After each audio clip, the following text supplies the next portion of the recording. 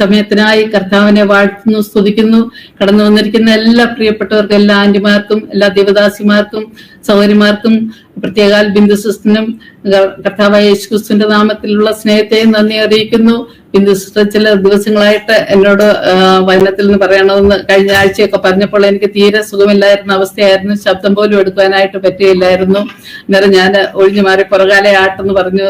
കഴിഞ്ഞ ദിവസം എന്നെ വിളിച്ചു പറഞ്ഞു ഞങ്ങൾ നാട്ടിൽ പോകുക, അതുകൊണ്ട് ഈ ആഴ്ച തന്നെ പറയണമെന്ന് പറഞ്ഞു. അത്രത്തോളം ശരീരത്തില് നല്ല സൗഖ്യമില്ലെങ്കിലും പിന്നെ ഞാൻ ദേവദാസി പറഞ്ഞതിനെ നിരസിക്കണ്ടെന്ന് കണ്ട് ഏക്കെയായിരുന്നു. വലിയൊരു പ്രസംഗം ഒന്നും ചെയ്യാനുള്ള ഒരു അവസ്ഥയിലല്ല. ചില ചിന്തകൾ മാത്രം നിങ്ങളുമായിട്ട് ഷെയർ ചെയ്യാനായിട്ട് ഞാൻ ആഗ്രഹിക്കുന്നു. അതിന് ആധാരമായിട്ട് ഒരു വാക്യം വായിക്കുന്നു. യോഹന്നാന്റെ സുവിശേഷം 2-ാം അധ്യായം 11-ാം വാക്യം. യേശു ഇതിനെ അടയാളങ്ങളുടെ ആരംഭമായി ഗലീലയിലെ കാനാവിൽ വെച്ച് ചെയ്ത് തന്റെ മഹത്വം വെളിപ്പെടുത്തി. അവന്റെ ശിഷ്യന്മാർ അവനിൽ വിശ്വസിച്ചു. ഈ ഭാഗം നമുക്ക് ഏവർക്കും അറിവുള്ള ഒരു ഭാഗമാണ്.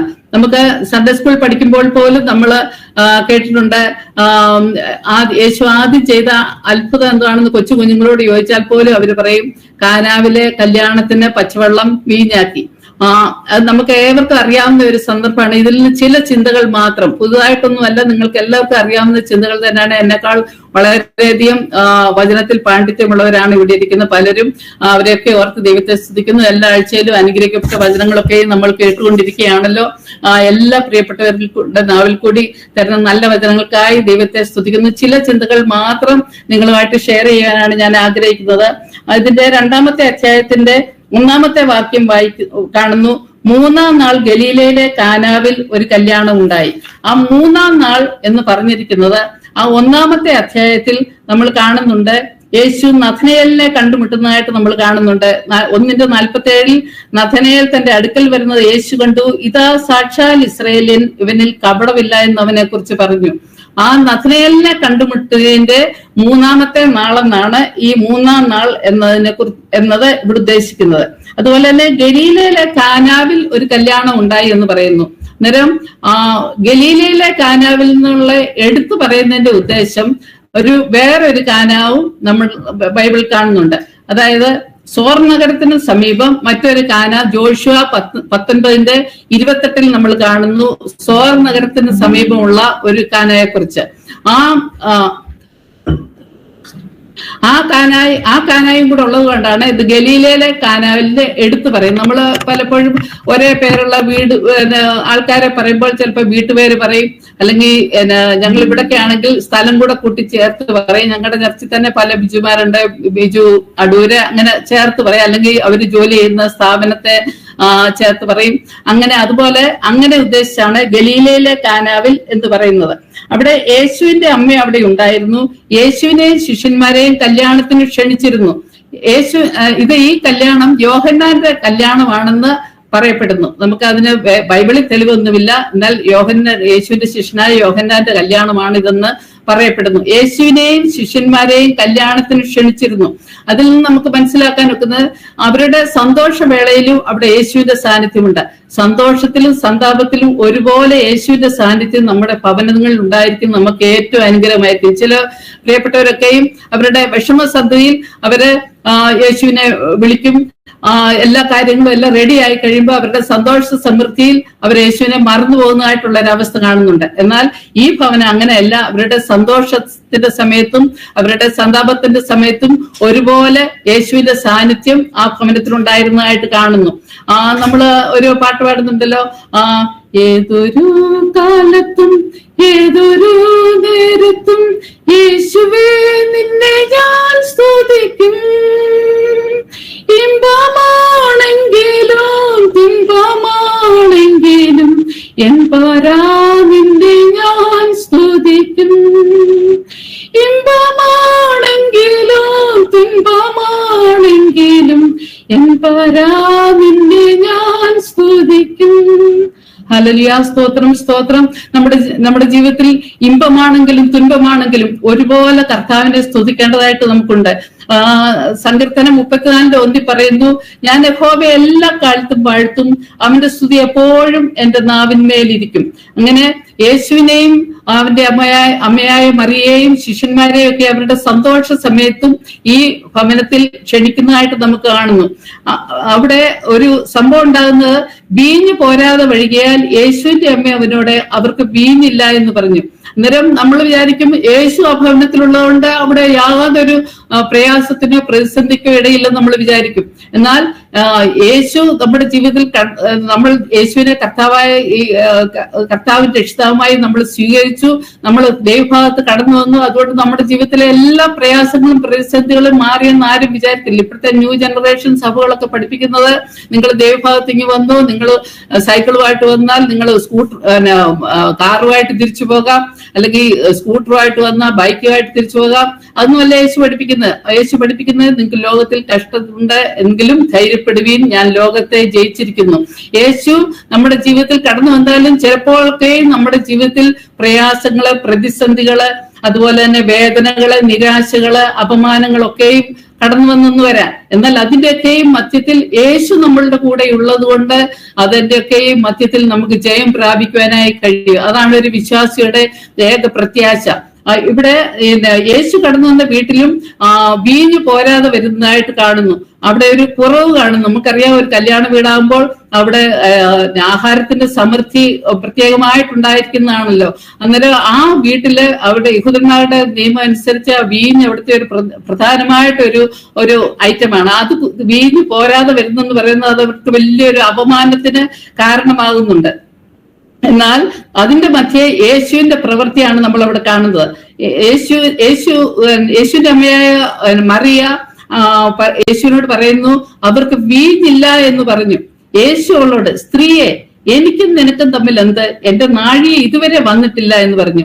അവിടെ നമ്മള് യേശുവിന്റെ അമ്മ വലിയ കാര്യത്താലെ യേശുവിന്റെ അടുക്ക ചെന്ന് പറയുന്നതായിട്ട് അവർക്ക് വീഞ്ഞില്ല. നേരം യേശു സ്ത്രീയെ എന്ന് പറയുന്നത് നമുക്ക് മലയാളത്തിൽ നോക്കുമ്പോൾ അത് നമുക്കൊരു ബഹുമാനമില്ലാതെ പറയുന്നതായിട്ട് നമുക്ക് തോന്നിക്കുന്നുണ്ട്. എന്നാൽ ആദ്യം എന്റെയൊക്കെ കൊച്ചിലെ ഞാൻ ഇത് വായിച്ചോണ്ട് ഞാൻ വിചാരിച്ചു, എന്താ യേശു അപ്പച്ചൻ അമ്മയെ ഇങ്ങനെ സ്ത്രീയെ എന്ന് സംബോധന ചെയ്യുന്നത്. എന്നാൽ പിന്നെ വചനം കുറച്ചുകൂടെ പഠിച്ചപ്പോൾ മനസ്സിലായി, സ്ത്രീയെ എന്നുള്ളത് അത് ഗ്രീക്ക് ഭാഷയിലുള്ള മഹതി എന്ന ഒരു വാക്കിന്റെ മലയാളം ട്രാൻസ്ലേഷൻ വന്നിട്ട് സ്ത്രീയെ എന്നുള്ളത് ആയിപ്പോയത്. അല്ലാതെ ബഹുമാന സൂചകം അല്ലാതെ ബഹുമാനത്തോടുകൂടി തന്നെയാണ് സ്ത്രീയെ എന്നുള്ള വാക്ക് അവിടെ ഉപയോഗിച്ചിരിക്കുന്നത്. ചില വേറെ ചില ഭാഗങ്ങളിലും നമ്മൾ സ്ത്രീയെ എന്നുള്ള പ്രയോഗം നമുക്ക് കാണുവാനായിട്ട് കഴിയും.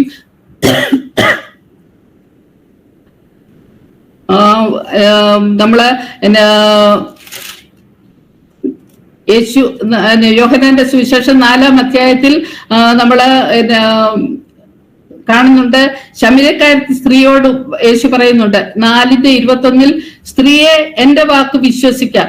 നിങ്ങൾ പിതാവിനെ നമസ്കരിക്കുന്നത് ഈ മലയിലും അല്ല യെരൂശലേമിലും അല്ല എന്നുള്ള നാഴിക വരുന്നു. അവിടെ നമ്മൾ സ്ത്രീയെ എന്ന് സംബോധന ചെയ്യുന്നതായിട്ട് കാണുന്നു. അതുപോലെ തന്നെ യേശുവിന്റെ ക്രൂശിനരികെ യേശുവിന്റെ അമ്മയും സഹോദരിയും ഒക്കെ നിൽക്കുന്ന സമയത്ത് യേശുവിന്റെ അമ്മയെ യോഹന്നാന്റെ ഫരമേൽപ്പിക്കുന്ന ഭാഗത്ത് നമ്മൾ കാണുന്നുണ്ട്. യോഹന്നാൻ 19:26 വാക്യത്തിൽ പറയുന്നു, യേശു തന്റെ അമ്മയെ താൻ സ്നേഹിച്ച ശിഷ്യനും നിൽക്കുന്നത് കണ്ടിട്ട്, സ്ത്രീയെ, ഇതാ നിന്റെ മകൻ എന്ന് അമ്മയോട് പറഞ്ഞു. പിന്നെ ശിഷ്യനോട് ഇതാ നിന്റെ അമ്മ എന്നും പറയുന്നു. ആ ഭാഗത്ത് നമ്മൾ സ്ത്രീയെ എന്നുള്ള സംബോധന കാണുന്നു. അത് മഹതി എന്ന അർത്ഥത്തിലാണ് വേദപണ്ഡിതന്മാർ അഭിപ്രായപ്പെടുന്നത്. എന്നാൽ യേശുവിന്റെ അമ്മയായ മറിയ യേശുവിന്റെ അടുക്കൽ ചെന്ന് പറയുന്നു, അവർക്ക് വീഞ്ഞില്ല. അപ്പോൾ യേശു പറയുന്നതായിട്ടുള്ള ഭാഗമാണ് നമ്മൾ കാണുന്നത്, എനിക്കും നിനക്കും തമ്മിൽ എന്ത്? എന്റെ നാഴിക ഇതുവരെ വന്നിട്ടില്ല എന്ന് പറഞ്ഞു. യേശുവിന്റെ അമ്മയായ മറിയ തന്റെ പുത്രൻ ദൈവപുത്രനാണെന്ന് മറിയയ്ക്ക് നന്നായി അറിയാം. എന്നാൽ കഴിഞ്ഞ 30 വർഷമായിട്ട് ആ ദൈവപുത്രൻ ഒന്ന് വെളിപ്പെടുത്തുവാനുള്ള ഒരു സാഹചര്യം ഇതുവരെ ഉണ്ടായിട്ടില്ല. അതിൽ മറിയ വേദനപ്പെട്ടിരുന്നിരിക്കാം. എന്നാൽ അതിനുള്ള ഒരു സന്ദർഭമായിട്ട് ഈ സന്ദർഭം ഉപയോഗിക്കാനായിട്ടായിരിക്കും മറിയ അവിടെ യേശുവിന്റെ അടുക്കൽ ചെന്ന് പറഞ്ഞതായിട്ട് നമുക്ക് അനുമാനിക്കാനായിട്ട് കഴിയും. എങ്ങനെയാണ് യേശുവിന്റെ അമ്മയായ മറിയ ഇത് തന്റെ മകൻ ദൈവപുത്രനാണെന്ന് മറിയയ്ക്ക് എങ്ങനെയാണ് ബോധ്യപ്പെട്ടതെന്ന് നമുക്ക് ചില ഭാഗങ്ങൾ നമുക്ക് കാണാം. ലൂക്കോസ് 1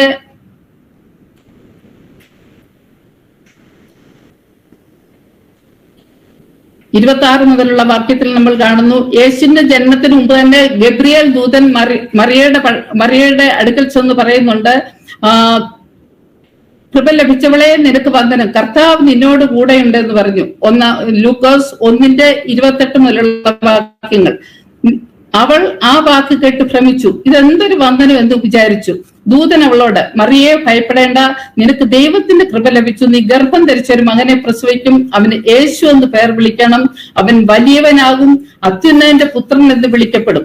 അങ്ങനെ ജനനത്തിന് മുമ്പ് തന്നെ യേശുവിനെ കുറിച്ച് മറിയയുടെ അടുത്ത് ഗബ്രിയേൽ ദൂതൻ പറഞ്ഞിട്ടുണ്ട്, അവൻ അത്യുന്നതന്റെ പുത്രൻ എന്ന് വിളിക്കപ്പെടും. അതുപോലെ തന്നെ 1:35 പറയുന്നു, അതിന് ദൂതൻ, പരിശുദ്ധാത്മാവ് നിന്റെ മേൽ വരും, അത്യുന്നതന്റെ ശക്തി നിന്റെ മേൽ നിഴലിടും, ആകയാൽ ഉത്ഭവിക്കുന്ന വിശുദ്ധ പ്രജ ദൈവപുത്രൻ എന്ന് വിളിക്കപ്പെടും. അന്നേരം ആ ഭാഗങ്ങളിലൊക്കെയും ഗബ്രിയേൽ ദൂതൻ മറിയെ ഓർപ്പിക്കുന്നുണ്ട്, നിന്നിൽ ഉത്ഭവിക്കുന്ന പ്രജ വിശുദ്ധ പ്രജയായിരിക്കും, അതുപോലെ തന്നെ അത്യുന്നതന്റെ പുത്രനായിരിക്കും എന്നൊക്കെയും മറിയോട് പറയുന്നു. അന്ന് മുതൽ മറിയ ഇങ്ങനെ ഈ വാക്കുകളൊക്കെ ഈ ഹൃദയത്തിൽ സംഗ്രഹിച്ച് ഇതിനായിട്ട് കാത്തിരിക്കുക. എന്നാൽ 30 വർഷമായിട്ട് അങ്ങനെ പ്രത്യേകിച്ച് ഒരു അടയാളങ്ങളോ അത്ഭുതങ്ങളോ ഒന്നും കാണുന്നതിനായിട്ട് ഇടയായതായിട്ട് നമ്മൾ ബൈബിളിൽ കാണുന്നില്ല. പിന്നെ വീണ്ടും നമ്മൾ കാണുന്നത് മറിയയുടെ അടുക്കൽ ദൂതൻ പറയുന്നുണ്ട്, നിന്റെ ചാർച്ചക്കാരത്തി എലിശബത്തും വാർദ്ധക്യത്തിൽ ഒരു മകനെ ഗർഭം ധരിച്ചിരിക്കുന്നു, മച്ചി എന്ന് പറഞ്ഞവൾക്ക് ഇത് 6-ാം മാസം എന്ന് പറയുന്നുണ്ട്. ഈ മറിയ ബന്ധപ്പെട്ട് മലനാട്ടിൽ പോയി സെക്കറിയാവിന്റെ ഭവനത്തിലെത്തി എലിശബത്തിനെ വന്ദിക്കുന്നതായിട്ട് നമുക്ക് ആ 1-ാമത്തെ അധ്യായത്തിൽ തന്നെ കാണുന്നു. അപ്പോൾ എലിശബത്ത് പരിശുദ്ധാത്മാവിൽ നിറഞ്ഞുകൊണ്ട് പറയുന്ന ഒരു ഭാഗമുണ്ട്. ലൂക്കോസ് 1-ാമത്തെ അധ്യായം അതിന്റെ 41, 42, 43 വാക്യങ്ങളിൽ പറയുന്നുണ്ട്, എലിസബത്ത് പരിശുദ്ധാത്മാവ് നിറഞ്ഞവളായി ഉച്ചത്തിൽ വിളിച്ചു പറഞ്ഞത്, സ്ത്രീകളിൽ നീ അനുഗ്രഹിക്കപ്പെട്ടവൾ, നിന്റെ ഗർഭഫലവും അനുഗ്രഹിക്കപ്പെട്ടത്, എന്റെ കർത്താവിന്റെ മാതാവ് എന്റെ അടുക്കൽ വരുന്ന മാനം എനിക്ക് എവിടെ നിന്നുണ്ടായി. അന്നേരം എലിസബത്തിൽ കൂടെയും ആ ഒരു പ്രവചന ആത്മാവിൽ മറിയം മനസ്സിലാക്കുന്നു, തന്റെ ഉള്ളിൽ ഉത്ഭവിച്ചിരിക്കുന്നത് ഒരു വിശുദ്ധ പ്രജയാണെന്ന്. ആദ്യമായി ഗബ്രിയേൽ ദൂതൻ പറഞ്ഞതിൽ നിന്ന് മനസ്സിലാക്കുന്നു. വീണ്ടും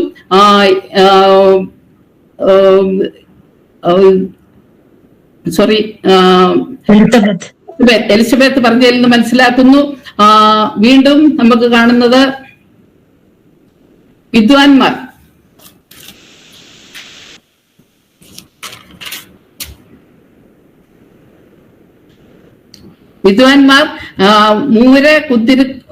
പൊന്റെ മൂരെ കുതിരുക്കം ഇവ കാഴ്ചവെച്ചതിൽ നിന്ന് നമുക്ക് മനസ്സിലാക്കാം അവൻ യേശുവിന്റെ രാജ്യത്വം, പൗരോഹിത്യം, പ്രവാചകത്വം ഇതൊക്കെയും ഉൾപ്പെടുന്നതാണല്ലോ പൊന്റെ മൂരെ കുതിരുക്കം. അതുപോലെ തന്നെ ഇടയന്മാരുടെ അടുക്കൽ ദൂതൻ ചെന്ന് പറയുന്നുണ്ട്, ലൂക്കോസ് 2:10, ദൂതൻ അവരോട്, ഭയപ്പെടേണ്ട, സർവ്വജനത്തിനും ഉണ്ടാകുവാനുള്ള മഹാസന്തോഷം ഞാൻ നിങ്ങളോട് അറിയിക്കുന്നു, കർത്താവായ ക്രിസ്തു എന്ന രക്ഷിതാവ് ഇന്ന് ദാവീദിന്റെ പട്ടണത്തിൽ നിങ്ങൾക്കായി ജനിച്ചിരിക്കുന്നു. ആ സംഭവങ്ങളൊക്കെയും ഈ ഇടയന്മാർ ചെന്ന് മറിയോട് ജോസഫിനോട് പറയുന്നതായിട്ട് നമ്മൾ കാണുന്നുണ്ട്. 19-ാമത്തെ വാക്യത്തിൽ മറിയ ഈ വാർത്തയൊക്കെ ഹൃദയത്തിൽ സംഗ്രഹിച്ച് ധ്യാനിച്ചുകൊണ്ടിരുന്നു. അങ്ങനെ ഇടയന്മാർ പറയുന്നു, വിദ്വാൻമാർ പറയുന്നു. പിന്നെ വീണ്ടും നമ്മൾ കാണുന്നത് മോശയുടെ ന്യായപ്രമാണ പ്രകാരം മറിയയുടെ ശുദ്ധീകരണ കാലം കഴിഞ്ഞപ്പോൾ അവൾ ഈ പൈതലിനെ ദേവാലയത്തിൽ കൊണ്ടുചെല്ലുന്നതായിട്ട് കാണുന്നു. അപ്പോൾ ആത്മനിയോഗത്താൽ ശിമിയോൻ വന്ന് അവൻ ഈ പൈതലിനെ കൈകളിലെത്തി പറയുന്ന ചില കാര്യങ്ങൾ നമുക്കിവിടെ കാണുവാനായിട്ട് കഴിയും. 2:28-29 വാക്യങ്ങൾ. അവനെ കൈകളിലെത്തി ദൈവത്തെ പുകഴ്ത്തി, ഇപ്പോൾ നാഥ, തിരുവചനം പോലെ നീ അടിയനെ സമാധാനത്തോടെ വിട്ടയക്കുന്നു, ജാതികൾക്ക് വെളിപ്പെടുവാനുള്ള പ്രകാശവും നിന്റെ ജനമായ ഇസ്രായേലിന്റെ മഹത്വവുമായ നീ സകല ജാതികളുടെയും മുൻപിൽ ഒരുക്കിയിരിക്കുന്ന നിന്റെ രക്ഷയെ എന്റെ കണ്ണ് കണ്ടുവല്ലോ എന്ന് പറഞ്ഞു. അങ്ങനെ ഈ സംഭവങ്ങൾ കൂടിയൊക്കെയും മറിയയ്ക്ക് മനസ്സിലായി, തന്റെ മകൻ ഒരു ദൈവപുത്രനാണ്, വിശുദ്ധ പ്രജയാണ് എന്നൊക്കെയും മനസ്സിലായതായിട്ട് നമുക്ക് കാണുന്നു. വീണ്ടും നമ്മൾക്ക് കാണുന്നത് 41 പോലുള്ള വാക്യങ്ങളിൽ പെസഹ പെരുന്നാളിന് അവര് യെരുശലേമിലേക്ക് കടന്നു പോയപ്പോൾ നമുക്ക് എല്ലാവർക്കും അറിയാവുന്ന കാര്യമാണ്. 12 വയസ്സായപ്പോൾ അവർ യെരുശലേമിൽ പെസഹ പെരുന്നാളിന് കടന്നു പോകുന്നു. എന്നാൽ മറിയയും യോസഫും മറ്റ് ബന്ധുമിത്രാദികളൊക്കെ ഒരു ദിവസത്തെ വഴി തിരിച്ചു വന്നു കഴിഞ്ഞ ശേഷമാണ് യേശു അവരുടെ കൂടെ ഇല്ലെന്നുള്ള അവരറിയുന്നത്. വീണ്ടും അവര് തിരിച്ചു ചെന്ന് കഴിയുമ്പോൾ 3 നാൾ കഴിഞ്ഞ ശേഷം അവർ ദേവാലയത്തിൽ തിരിച്ചു ചെന്ന് കഴിഞ്ഞ ശേഷം അവർ കാണുന്നത് ദൈവാലയത്തിൽ ശാസ്ത്രിമാരുടെയും പുരോഹിതന്മാരുടെയും ഒക്കെയും അടുക്കൽ മധ്യത്തിൽ ഇരുന്നുകൊണ്ട് യേശു ഉപദേശം കേൾക്കുകയും അവരോട് ചോദിക്കുകയൊക്കെയും ചെയ്യുന്നതായിട്ട് നമുക്ക് കാണുന്നുണ്ട്. ആ സമയത്തും യേശുവിനോട് ചോദിക്കുന്നുണ്ട്, നീ ഞങ്ങളോട് ചെയ്ത എന്തെന്നും അപ്പനും അമ്മയും ചോദിക്കുന്നു. യേശു പറയുന്ന കാര്യമുണ്ട്, അവൻ അവരോട്, എന്നെ തിരഞ്ഞതെന്ത്? എന്റെ പിതാവിനുള്ളതിൽ ഞാൻ ഇരിക്കേണ്ടത് എന്ന് നിങ്ങൾ അറിയുന്നില്ലയോ എന്ന് പറഞ്ഞു. അവർ തങ്ങളോട് പറഞ്ഞ വാക്ക് അന്ന് അവർക്ക് ഗ്രഹിച്ചില്ല. എന്നാൽ ഈ കാര്യങ്ങളൊക്കെയും മറിയ ഹൃദയത്തിൽ സംഗ്രഹിച്ചു. അതായത് നമുക്ക് കാണുവാൻ കഴിയും, ഗബ്രിയേൽ ദൂതൻ മറിയോട് പറഞ്ഞു, ഇത് വിശുദ്ധ പ്രജയാണ്. അതുപോലെ തന്നെ എലിസബത്ത് പ്രവചന ആത്മാവിൽ മറിയോട് പറഞ്ഞു. അതുപോലെ തന്നെ ഇടയന്മാർ ദൂതന്മാർ തങ്ങളോട് പറഞ്ഞ കാര്യങ്ങൾ മറിയോട് പറഞ്ഞു. അങ്ങനെ മറിയയ്ക്ക് മനസ്സിലായി. വീണ്ടും വിദ്വാൻമാര് അവര് കാഴ്ചവെച്ചതിൽ നിന്ന് മറിയയ്ക്ക് മനസ്സിലായി. വീണ്ടും ശിമയോൻ കുഞ്ഞിനെ കൈകളിലേന്തി ആ പ്രവചനാത്മാവിൽ പറഞ്ഞ കാര്യങ്ങളൊക്കെയും മറിയ ഹൃദയത്തിൽ സംഗ്രഹിച്ചിട്ടുണ്ട്. വീണ്ടും പെസഹ പെരുന്നാളിൽ യെരുശലേം ദേവാലയത്തിൽ ഈ കുഞ്ഞുമായിട്ട് കടന്നു പോയപ്പോൾ കുഞ്ഞ് ശാസ്ത്രിമാരുടെയും പരീശന്മാരുടെയും ഒക്കെ മധ്യം നിന്നുകൊണ്ട് അവരോട് ഓരോ ഉപദേശങ്ങൾ ചോദിക്കുകയും അവരോട് ചില കാര്യങ്ങളൊക്കെ പറയുകയൊക്കെ ചെയ്യുന്ന കാണുമ്പോഴൊക്കെയും ഈ മറിയയ്ക്ക് മനസ്സിലായി തന്റെ കുഞ്ഞ് ഒരു ദൈവപുത്രനാണ്, അവൻ അത്ഭുത ശക്തിയുള്ളവനാണ്. എന്നാൽ ആ 30 വയസ്സ് വരെയും അതിൻ്റെതായിട്ടുള്ള ഒരു ലക്ഷണങ്ങൾ, അങ്ങനെ പ്രത്യക്ഷമായിട്ടുള്ള ഒരു അടയാളങ്ങളൊന്നും മറിയ കാണുന്നില്ല. എന്നാൽ മറിയ അത് വെളിപ്പെടുത്തുവാനുള്ള ഒരു സന്ദർഭമായി അത് ഉപയോഗിച്ചായിട്ട് നമുക്ക് മനസ്സിലാക്കുവാനായിട്ട് കഴിയും. അതാണ് മറിയ യോഹന്നാൻ 2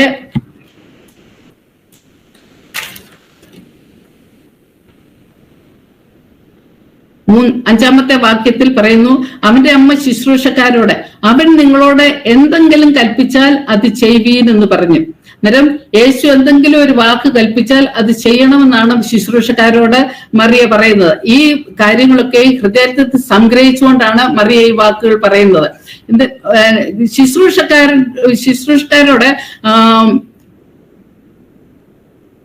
അവിടെ യഹൂദന്മാരുടെ ശുദ്ധീകരണ നിയമം അനുസരിച്ച് 2-3 പറവീതം കൊള്ളുന്ന 6 കൽപ്പാത്രം ഉണ്ടായിരുന്നു. യേശു ഈ ശുശ്രൂഷക്കാരോട് അപ്പൊ പറയുകയാണ്, നിങ്ങൾ ഈ കൽപ്പാത്രങ്ങളിൽ വെള്ളം നിറപ്പീൻ. നമ്മൾ ഒന്ന് ഓർത്തു നോക്കേ, ഈ കൽപ്പാത്രങ്ങൾ എന്ന് പറയുന്നത് വെളിയിൽ കാലും കൈയൊക്കെ കഴുകാനായിട്ട് വെച്ചിരിക്കുന്ന പാത്രങ്ങളാണ്. അല്ലെങ്കിൽ നമ്മൾ വെറും ബക്കറ്റ് വെളിയിൽ വെള്ളം വെക്കുന്ന പോലെ. ഞങ്ങള് ഇസ്രായേലിൽ പോയപ്പോൾ ഈ കൽപ്പാത്രങ്ങൾ കാണുവാനായിട്ടിടയായി. നമ്മുടെ നാട്ടിലുള്ള വലിയ ഉരളിന്റെ ഷേപ്പിൽ ഇരിക്കും. അതുപോലത്തെ ഇട ഒതുങ്ങിയല്ല, നല്ല ഒരു ഷേപ്പിൽ ഇങ്ങനെ ഇരിക്കും. എന്നാൽ നല്ല ഒരാളിന്റെ ഒരു 1/4 ഭാഗം വലിപ്പമുണ്ട്. അതിനകത്ത് ഒരു കൽപ്പാത്രത്തിൽ തന്നെ 2-3 പറവീതം വെള്ളം കൊള്ളും. അന്നേരം ആ കൽപ്പാത്രങ്ങളിലാണ് വെള്ളം നിറയ്ക്കാനായിട്ട് യേശു പറയുന്നത്. എന്നാൽ ശുശ്രൂഷക്കാരുടെ ഒരു പ്രത്യേകത നമുക്കിവിടെ മനസ്സിലാക്കാം.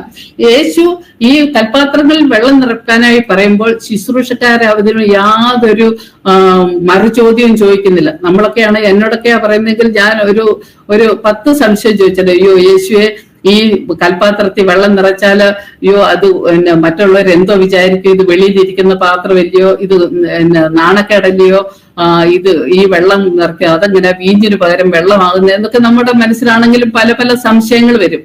എന്നാൽ കർത്താവ് നമ്മളോട് എന്തെങ്കിലും ഒരു വാക്ക് കൽപ്പിച്ചാൽ അത് അവിശ്വസിക്കാതെ വിശ്വസിച്ചുകൊണ്ട് നമ്മൾ ആ കാര്യം അതുപോലെ അങ്ങ് ചെയ്യുകയാണെങ്കിൽ അത് നമ്മുടെ ജീവിതത്തിന് അനുഗ്രഹമായി തീരുന്നതിനിടയാകുന്നതായിട്ട് നമുക്ക് കാണുവാനായിട്ട് കഴിയും. അടിയങ്ങളുടെ ജീവിതത്തിലും ഒരു ചെറിയൊരു സാക്ഷി പറയുന്നു. ചിലർക്കൊക്കെ എങ്കിലും അറിയാവുന്നതായിരിക്കും. ഞങ്ങള് 90-ൽ ദേവദാസൻ അബുദാബിയിൽ കടന്നു വന്നു. 2007 മുതൽ 7 വരെയും അബുദാബിയിലായിരുന്നു. 2005-2006 കാലങ്ങളിൽ പല ദേവദാസന്മാർ കൂടിയും ദേവദാസനോട് പറയാനായിട്ടിടയായി. നിനക്ക് ഒരു ഇടയ ശുശ്രൂഷയാണ് നിന്നെ ഫലമേൽപ്പിച്ചിരിക്കുന്നതെന്ന്. എന്നാൽ അവിടെ പലവിധമായ ആത്മീയ പ്രവർത്തനങ്ങളിലൊക്കെയും മുൻപന്തിയിൽ നിൽക്കുന്നുണ്ട്. നമ്മൾ പല പെന്തക്കോസ്ത് വിഭാഗങ്ങൾ ഒരുമിച്ചുള്ള ഐക്യകൂട്ടായ്മയായ അബുദാബി പെന്തക്കോസ്റ്റൽ കോൺഫറൻസിന്റെ ഒക്കെ സെക്രട്ടറി ആയിട്ടൊക്കെയും പല വർഷങ്ങൾ സേവനം അനുഷ്ഠിച്ചു. അവിടെ ആത്മീയ പ്രവർത്തനങ്ങളിലൊക്കെയും വളരെ വ്യാപൃതനായിരുന്നു. എന്നാൽ ഇങ്ങനെ ഒരു സഭാ പരിപാലനം ഞങ്ങളെ കുറിച്ച് ഉദ്ദേശിക്കുന്നതായിട്ട് ഞങ്ങൾക്ക് സ്വപ്നത്തിൽ പോലെ ഞാനും അങ്ങനെ ഒരു പാസ്റ്ററിന്റെ വൈഫായിട്ടൊന്നും ഇരിക്കാനൊരു ആഗ്രഹമൊന്നും ഇല്ലായിരുന്നു. എന്നാൽ സാംചാൻ സുശേഷ പ്രവർത്തനങ്ങളിലൊക്കെ ഏർപ്പെടുന്നതും ആത്മീയ പ്രവർത്തനങ്ങളിൽ മുഴുകിയിരിക്കുന്നതും അതൊക്കെ സന്തോഷമുള്ള കാര്യമാണ്. എന്നാൽ ഒരു സഭയുടേതായിട്ടുള്ള ഒരു കെട്ടുപാടിൽ കടന്നു വരുന്നതിനായിട്ട് ആഗ്രഹമില്ല. എന്നാൽ പലർക്കും അറിയാവുന്ന കാര്യമായിരിക്കും, ചെവി കേൾക്കാൻ വയ്യാത്ത ഒരു പ്രവാചകൻ പാസ്റ്റർ ഉണ്ടായിരുന്നു, ശമൂവേൽ ചാൻ എന്ന് പറയുന്നത് കൊട്ടാരക്കരയുള്ള ഒരു ദേവദാസന. ആ ദേവദാസൻ പ്രത്യേകമായിട്ട് വളരെ ശക്തിയോടുകൂടി പ്രവചനാത്മാവിൽ ദേവദാസനോട് പറയുന്നതിനിടയായി ഇടയ ശുശ്രൂഷയാണ് ഏൽപ്പിച്ചിരിക്കുന്നത് എന്നുള്ളത്. അതുപോലെ തന്നെ മറ്റു പല ദേവദാസന്മാർ കൂടിയും പറയുന്നതിനിടയായി. അങ്ങനെ ഇരിക്കുമ്പോഴാണ് ഈ ദേശത്തോട്ടൊരു ജോലിക്കായിട്ടൊരു ചാൻസ് വന്നത്. എന്നാൽ ആ ദേശത്ത് അറിയാൻ വയ്യാത്ത ഒരു ദേശത്ത് കടന്നു വരുന്നതിനായിട്ട് താൻ ആഗ്രഹിച്ചില്ല. ആ ദേശത്ത് ജോലിയോടനുബന്ധിച്ച് സുവിശേഷ പ്രവർത്തനങ്ങളൊക്കെ മുഴുകിയിരിക്കുന്നതിനാണ് ആഗ്രഹിച്ചത്. ഈ ഒരു ഹോസ്പിറ്റലിലെ നല്ലൊരു പൊസിഷനിലാണ് ഇവിടെ ദേശത്തോട്ട് അയച്ചത്, ഈ ദേശത്തോട്ട് അവരെ ക്ഷണിച്ചത്. എന്നാൽ കടന്നു വരുവാൻ മനസ്സിലായിരുന്നിട്ടും 2 വർഷത്തോളം ആ പോസ്റ്റ് ഞങ്ങൾ ദേവദാസിനേക്കാൾ കഴിവും മിടുക്കുള്ള അനേകർ ഇരിക്കുന്ന സമയത്താണ്. എന്നാൽ ദൈവം തന്നെ കുറിച്ച് ചില പ്ലാനും പദ്ധതിയും ഈ ദേശത്ത് ഉദ്ദേശിച്ചിട്ടുണ്ടായിരുന്നു. അതുകൊണ്ട് ആ ഒരു പോസ്റ്റ് 2 വർഷത്തോളം അവരത് വെയിറ്റ് ചെയ്യുന്നതിനായിട്ട് ഇടയായി. വീണ്ടും അത് ഷാരോൺ പ്രസ്ഥാനം ഈ ദേശത്തോട്ട് ഇങ്ങനെ ദേവദാസിനൊരു ജോലിക്കായിട്ട് കാര്യങ്ങൾ ഓഫർ വന്നിട്ടുണ്ടെന്ന് അറിഞ്ഞുകൊണ്ട് അന്ന് കോയ്സാറായിരുന്നു പ്രസിഡന്റ് ആയിരുന്നത്.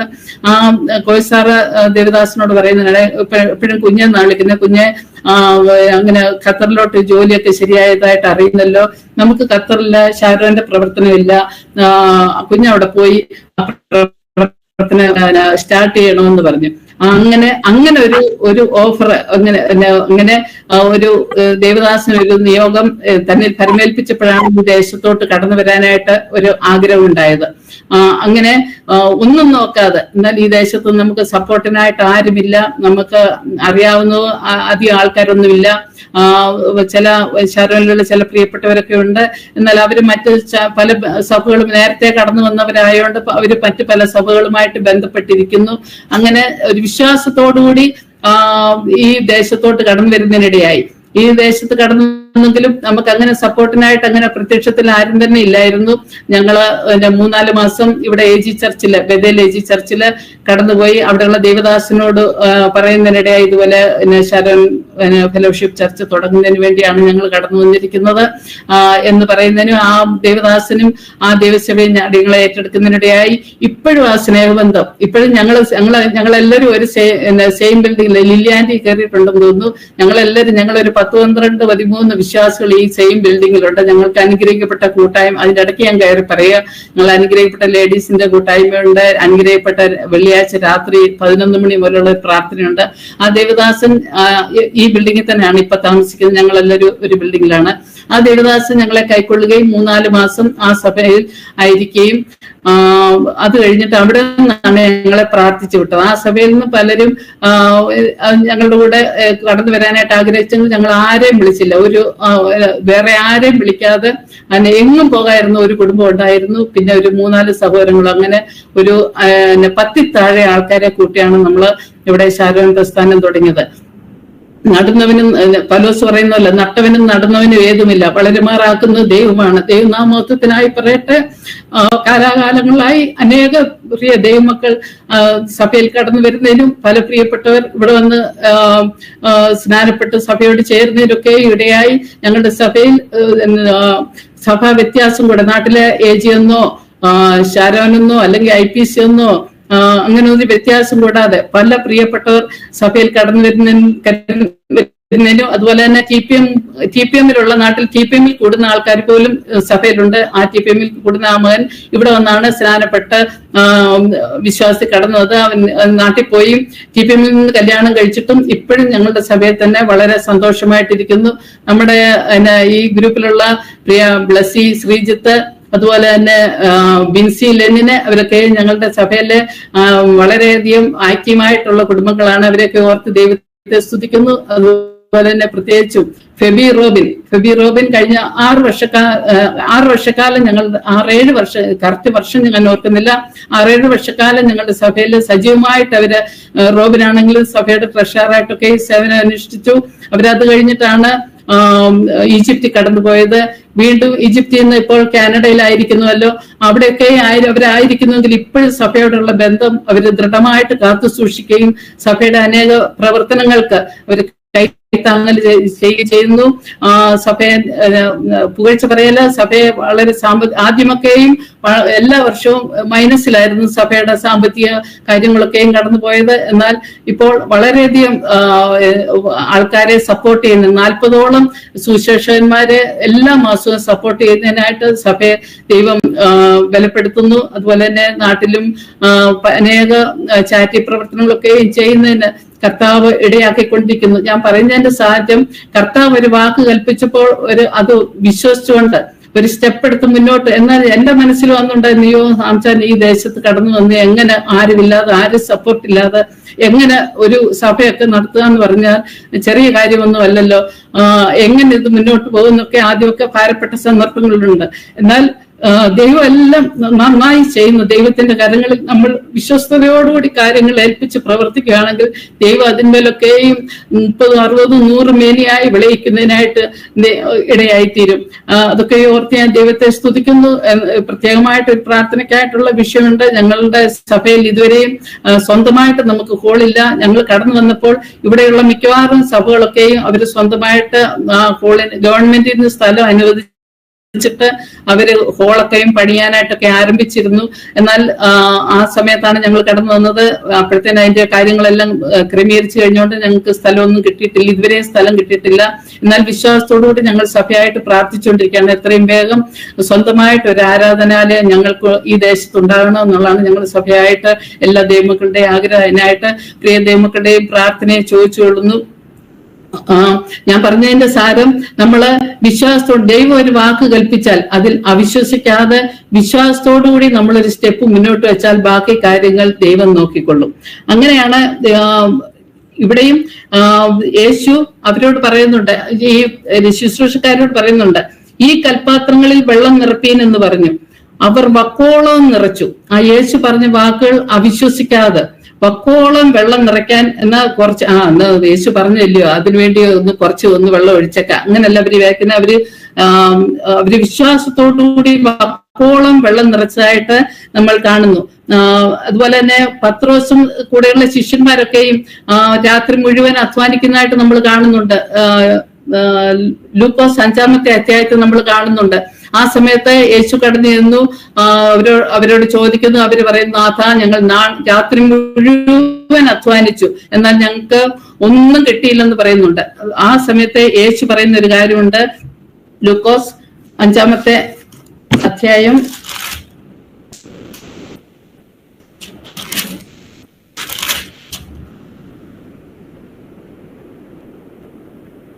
അവൻ 4-ാമത്തെ വാക്യം, അവൻ ശിമോനോട് ആഴത്തിലേക്ക് നീക്കി മീൻപിടുത്തത്തിന് വല ഇറക്കുവീൻ എന്ന് പറഞ്ഞു.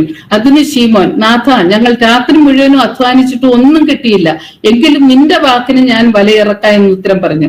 അന്നേരം ഈ ഗന്നേസരത്ത് തടാകം അല്ലെങ്കിൽ ഗലീല കടലിനെ കുറിച്ച് വളരെയധികം അറിവുള്ളവനാണ് ഈ ശിമോൻ പത്രോസ്. എന്നാൽ ശിമോൻ പത്രോസ് ഒന്നും, കർത്താവേ, ഞങ്ങൾ ഇന്ന സ്ഥലത്തൊക്കെ മീൻ കൂടുതലുണ്ടെന്ന് ഞങ്ങൾക്ക് അറിയാം, ആ സ്ഥലമെല്ലാം ഞങ്ങൾ നോക്കി എന്നൊന്നും പറയുന്നതിനിടയാകാതെ കർത്താവ് പറഞ്ഞ വാക്കിന് വലയിട്ടപ്പോൾ അവർക്ക് പെരുത്ത മീൻകൂട്ടം കിട്ടിയായിട്ട് നമുക്ക് കാണുവാനായിട്ട് സാധിക്കും. അങ്ങനെ നമ്മളോട് കർത്താവ് ഒരു വാക്ക് പറഞ്ഞാൽ ആ വാക്കിൽ വിശ്വസിച്ചുകൊണ്ട് നമ്മൾ പ്രവർത്തിച്ചാൽ നമ്മളുടെ ജീവിതത്തിൽ അത് അനുഗ്രഹമാകുന്നതായിട്ട് നമുക്ക് കാണുവാനായിട്ട് സാധിക്കും.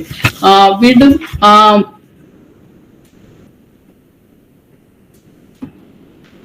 ഈ കൽപാത്രങ്ങളിൽ വെള്ളം നിറച്ച് അവർ വക്കോളവും നിറച്ചു.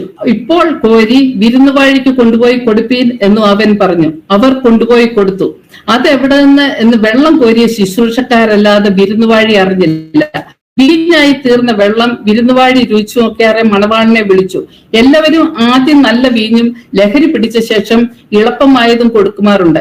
നീ നല്ല വീഞ്ഞ് ഇതുവരെ സൂക്ഷിച്ചു വെച്ചുവല്ലോ എന്ന് അവനോട് പറഞ്ഞു. അപ്പോൾ നമ്മള് ഇവിടെ കാണുന്നത് യേശുവിന്റെ വാക്ക് വിശ്വസിച്ചുകൊണ്ട് ആ കൽപാത്രങ്ങളിൽ നിറയെ വെള്ളം നിറച്ച ആ ശുശ്രൂഷക്കാരുടെ അനുസരണം, ആ അനുസരിച്ചതുകൊണ്ട് അവിടെ ദൈവപ്രവൃത്തി വെളിപ്പെടുത്തുവാനായിട്ട് ഇടയായി. നമ്മളെ ശമൂവേലിന്റെ പുസ്തകത്തിൽ കാണുന്നുണ്ട്. ശമൂവേൽ ശൗലിനോട് പറയുന്നത്, ഇതാ അനുസരിക്കുന്നത് യാഗത്തെക്കാളും ശ്രദ്ധിക്കുന്നത് മുട്ടാടുകളുടെ മേധസ്സുകളെക്കാളും നല്ലത്. നമ്മളെപ്പോഴും ജീവിതത്തിൽ ഒരു അനുസരണം, അത് നമ്മുടെ ജീവിതത്തിൽ ഏറ്റവും അത്യന്താപേക്ഷിതമാണ്. അതുപോലെ തന്നെ ഈ കൽപാത്രങ്ങളെ ഒന്ന് നോക്കുകയാണെങ്കിൽ, ഈ കൽപാത്രങ്ങൾ ഒരിക്കലും ഒരു വിരുന്ന് വീട്ടിൽ കടന്നു ചെല്ലുവാനായിട്ട് ഒരു അർഹതയില്ലാത്ത പാത്രങ്ങളാണ് കൽപാത്രങ്ങൾ. അത് വെളിയിലൊക്കെയാണ് അതിന്റെ സ്ഥാനം. അനേകം ഭംഗിയുള്ള പാത്രങ്ങളുണ്ട്,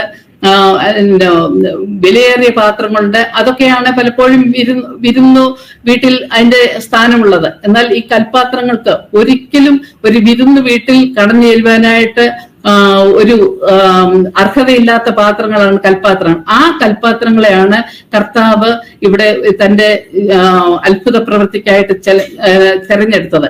ഇതുപോലെയാണ് നമ്മുടെ ജീവിതത്തിലെ കാര്യവും. നമ്മൾക്ക് ദൈവസന്നിധിയിൽ കടന്നു വരാനായിട്ട് യാതൊരു യോഗ്യതയും നമുക്ക് യാതൊരു വിധമായ നമ്മുടെ വിദ്യാഭ്യാസമോ അല്ലെങ്കിൽ നമ്മുടെ സൗന്ദര്യമോ അല്ല നമ്മുടെ കുടുംബശ്രേഷ്ഠതയോ ഒന്നും നമ്മൾ ദൈവസന്നിധിയിൽ കടന്നു വരാനായിട്ട് നമുക്ക് സാധിക്കത്തില്ല. എന്നാൽ കർത്താവിന്റെ കൃപ ഒന്ന് മാത്രമാണ് നമുക്ക് ദൈവസന്നിധിയിൽ കടന്നു വരാനായിട്ട് ഇടയാകുന്നത്. റോമർ 5-ാം അധ്യായത്തിൽ നമ്മുടെ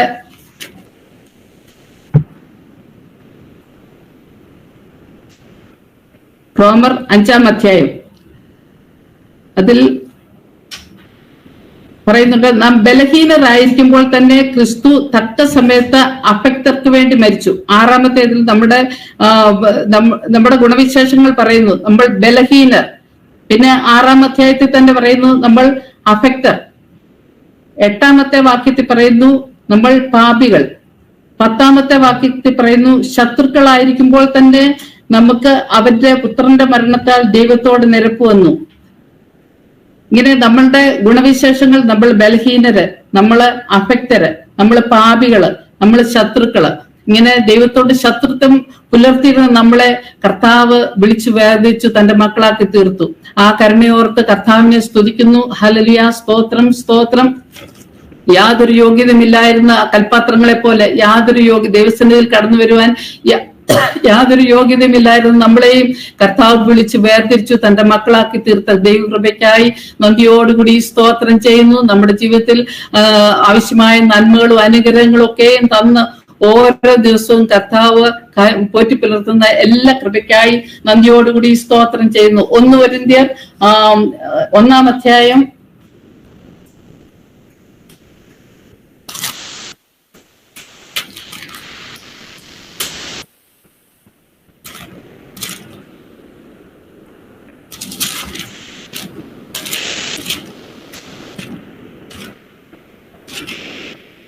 1-ാം അധ്യായം 26 മുതലുള്ള വാക്യങ്ങൾ വായിക്കുമ്പോൾ 27 മുതലുള്ള വാക്യങ്ങൾ, ജ്ഞാനികളെ ലജ്ജിപ്പാൻ ദൈവം ലോകത്തിൽ ഭോഷത്വമായത് തെരഞ്ഞെടുത്തു, ബലമുള്ളതിനെ ലജ്ജിപ്പാൻ ദൈവം ലോകത്തിൽ ബലഹീനമായത് തെരഞ്ഞെടുത്തു, ഉള്ളതിനെ ഇല്ലായ്മയാക്കുവാൻ ദൈവം ലോകത്തിൽ കുലഹീനവും നികൃഷ്ടമായതും ഏതുമില്ലാത്തതും തെരഞ്ഞെടുത്തു, ദൈവസന്നിധിയിൽ ഒരു ജഡവും പ്രശംസിക്കാതിരിക്കേണ്ടതിന് തന്നെ. ഈ കൽപാത്രങ്ങളെ പോലെ നമുക്ക് പ്രശംസിപ്പാനായിട്ട് യാതൊന്നുമില്ല. കൽപാത്രങ്ങൾക്ക് പറയാനുള്ള, നിങ്ങൾ വെറും വെളിപ്പറമ്പിൽ എറിയപ്പെട്ടവരായിരുന്നു, കർത്താവിന്റെ കരുണയാൽ ഞങ്ങൾക്ക് വിരുന്ന് വീട്ടിൽ കടന്നു ചെല്ലുവാനായിട്ടിടയായി. അതുപോലെ തന്നെ നമുക്കും നമ്മുടെ ജീവിതത്തിൽ പറയാൻ പറ്റും, ഞങ്ങൾ ഭോഷന്മാരാണ്, അല്ലെങ്കിൽ ഞങ്ങൾ ബലമില്ലാത്തവരാണ്, അല്ലെങ്കിൽ ഞങ്ങൾ കുലഹീനരാണ്, അല്ലെങ്കിൽ നികൃഷ്ടരാണ്, അല്ലെങ്കിൽ ഏതുമില്ലാത്തവരാണ്. ഈ ജ്ഞാനികളെയും ബലവാന്മാരെയും കുലമഹിമയുള്ളവരെയൊക്കെയും ലജ്ജിപ്പാനായിട്ട് ദൈവം നമ്മളെ കാലാകാലങ്ങളായി തെരഞ്ഞെടുത്ത് തന്റെ മക്കളാക്കി തീർത്ത എല്ലാ കൃപയ്ക്കായി നന്ദിയോടുകൂടി സ്തോത്രം ചെയ്യുന്നു. നമ്മള് ഒരു പാട്ട് പാടുമല്ലോ.